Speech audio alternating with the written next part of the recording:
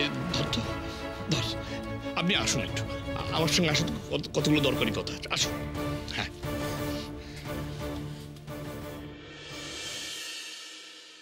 শোভা, শোভা, আমি একটা কথা বলছি যে রাধামা যখন এত করে বলছে তখন অন্য একজন ভালো ডাক্তারকে কনসাল্ট করতে আমাদের অসুবিধে কি? তাতে তো কোনো ক্ষতি নেই। না,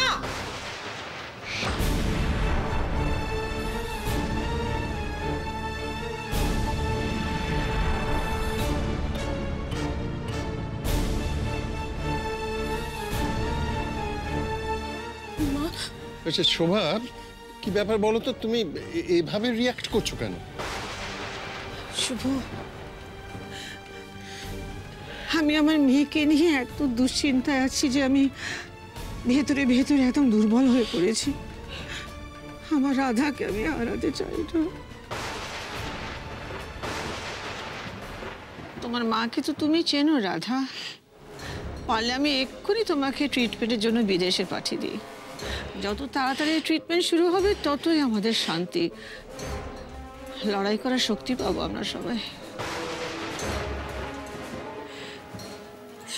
কিন্তু মা, আমি যে আপনাদের থেকে দূরে গিয়ে চিকিৎসা করাতে চাই না, আমি তো এখানেই থাকতে চাই।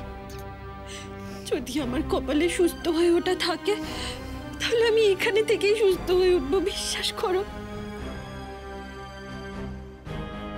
না বেবি, যেতে তোমাকে হবে। হ্যাঁ, কি তুমি এত উইক, হিমোগ্লোবিন এত কম। হিমোগ্লোবিন কম? এটা আপনাকে কে বললো মা?